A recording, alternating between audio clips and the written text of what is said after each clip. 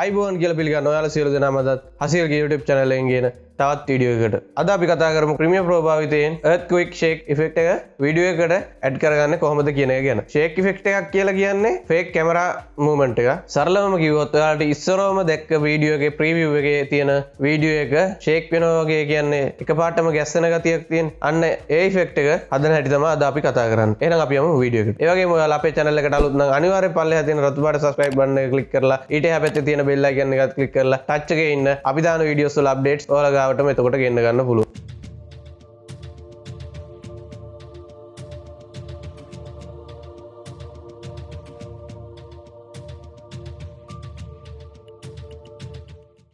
guys ඔන්න මුලින්ම අදත් අපේ වැඩේට අවශ්‍ය media file එක timeline එකට ඉස්සරවම add කරගෙන තියෙනවා. ඔයාලත් add කරගත්තට පස්සේ ඉස්සරවම එන්න ඕනි project panel එකට. එතන right click කරලා new item එකටදී adjustment layer එක create කරගන්න ඕනි. ඒ adjustment layer එක timeline එකට drag and drop කරගන්න ඕනි. ඒ කරන්න ඕනේ අපිට මේ shake effect එක add කරන්න ඕනේ video clip එකට උඩින් set වෙන විදිහට drag and drop කරගන්න අපේ track line එක. එතනින් add කරගෙන ඔයාලා යන්න ඕනේ effect panel එකට.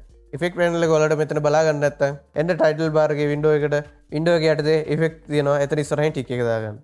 effect panel එකේ ඔයාලා search කරන්න ඕනේ search bar එකේ blur කියලා.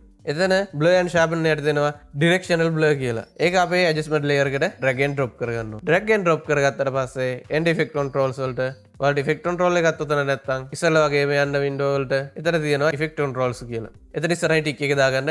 එතකොට effect controls panel එක ඔයාලට මෙතන බලා ගන්න පුළුවන්. ඊට පස්සේ අපි කරන්න ඕනේ මෙතන අපේ add වෙලා තියෙන effect එකේ ඒ කියන්නේ directional blur එකේ blur length එක set කරගන්න ඕනේ. ඒ කියන්නේ ඔයාලගේ වීඩියෝ එකෙන් වීඩියෝ එකට මේක depend වෙන්න පුළුවන්. මේ දැන් edit කරන වීඩියෝ එකට ගැලපෙන විදිහට මම මෙතනට 35ක් විතර කියලා දාගන්න. දැන් කරන්න තියෙන පොඩි දෙයයි key frames දෙක forward කරලා එකෙන් එකට කට් කරගන්න ඕනේ. key frames forward කරන්නේ right arrow key එකෙන්. ඒක double tap කරපුවාම key frame දෙකක් forward වෙනවා. ඊට පස්සේ clip එක කට් කරන්නේ control key එකයි K key එකයි press කරලා. ඒ වගේම ඔයාලා adjustment layer එක add කරලා තියෙන track line එකට main target එක දෙන්න ඕනේ. ඒ කියන්නේ මෙතන මේ V1 කියන එක select වෙලා තියෙන මේ නිල් පාටෙන් ඒකේ උඩ click කරපුවාම මේක අයින් වෙනවා. ඊට පස්සේ එන්න ඕනේ දැන් මගේ නම් V2 කියන එකේ තමයි adjustment layer එක තියෙන්නේ. මම ඒකට main target එක දෙනවා. ඊට පස්සේ අපි කරන්න ඕනේ cut කරන එක.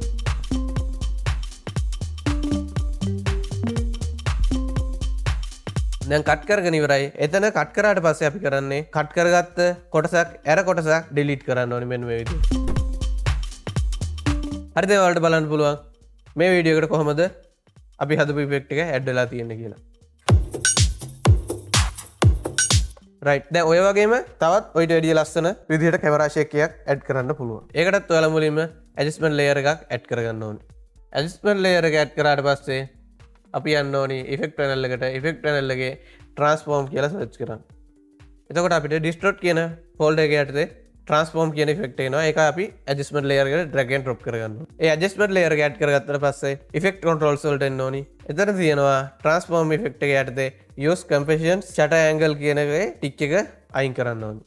එතනින් ඊට පල්ලෙහා තියෙන shutter angle කියන එකේ angle එක මම මේකට අංශක 180ක් දානවා. එතනින් ඔයාලා කරන්න ඕනේ rotation එකේ ස්කේල් එකේ පොසිෂන් එකේ තුනේම keyframe active කරගන්න ඕනි. ඊට පස්සේ ඔයාලා කරන්න ඕනි keyframe එකක් forward කරගන්න ඕනි ඉස්සරහට. ඊට පස්සේ එතන ස්කේල් එක මම දෙනවා 105. මේවා ඔයාලගේ වීඩියෝ එකෙන් වීඩියෝ එකට වෙනස් වෙනවා. මම මෙතන values add කරන්නේ මේ වීඩියෝ එකට ගැලපෙන විදිහට. ක්‍රමවේද එකයි. ඔයාලගේ වීඩියෝ එකට ගැලපෙන විදිහට counts add කරගන්න ඕනි. ඒ වගේම පොසිෂන් එකේ change කරගන්න ඕනි. අපේ shake effect එක run වෙන්න ඕනි විදිහට. ඊට පස්සේ අපේ වැදගත්ම දේ තමයි මෙතන rotation එක change කරගන්න ඕනේ. මම මෙතනට අංශක 3ක් විතර දෙනවා. ඒ වගේම ඔයාලගේ videos වල වෙනස් වෙන්න පුළුවන් මේක. ඔයාලගේ record කරලා තියෙන system එක අනුව වෙනස් වෙන්න පුළුවන්. මේක අංශක 5 6 විතර යන්නත් පුළුවන්. ඔයාලා ඒකට ලස්සනට ගැලපෙන විදිහට ගන්න මේකේ ගැලපෙන ගන්නට තමයි මම ගත්තේ. තවත් keyframe එකක් ඔයාලා ඉස්සරහට forward කරගන්න. ඊට පස්සේ මෙතන rotation එක වෙනස් කරන්න 3 දුන්න එකකින්ද ඒකට ඍණ 3ක් අංශක දෙනවා. ඒ වගේම ඔයාලා තවත් keyframe එකක් ඉස්සරහට forward කරගන්න. ඒ වගේම මම ආයෙත් keyframe එකක් forward කරලා අංශක 1 දෙනවා. ඒ වගේම මම ආයෙත් keyframe එකක් forward කරලා අංශක ඍණ 1 දෙනවා.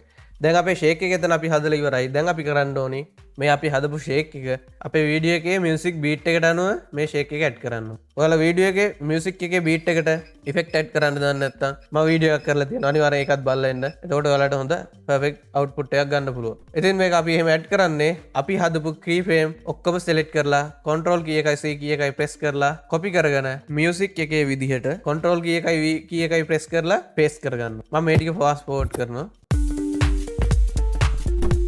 දැන් අපි මියුසික් එකේ බීට් එකේ විදිහට ඉෆෙක්ට් එක ඇඩ් කරලා ඉවරයි. දැන් අපි බලමු කොහොමද අවුට්පුට් එක කියලා.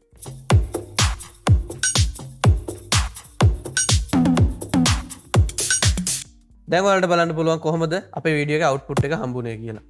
ඉතින් මම හිතනවාද මේ වීඩියෝ එකෙන් ඔයාලා කොහොමද earthquake shake effect එක හදාගන්න කියන එක ගැන ඉගෙන ගන්නද කියලා. ඉතින් ඒ වගේම ඔයාලටත් මේක වැදගත් වුණා නම් අනිවාර්යයෙන් යාළුවන්ටත් බලන්න share කරන්න අමතක කරන්න එපා. ඒ වගේම ඔයාලා අපේ channel එකට අලුත් නම් අනිවාර්යෙන් පල්ලෙහා තියෙන රත් පාට subscribe button එක click කරලා ඊට එහා පැත්තේ තියෙන bell icon එකත් click කරලා touch එකේ ඉන්න අපි දාන videos වල updates ඔයාලා ගාවටම එතකොට ගෙන්න ගන්න පුළුවන්.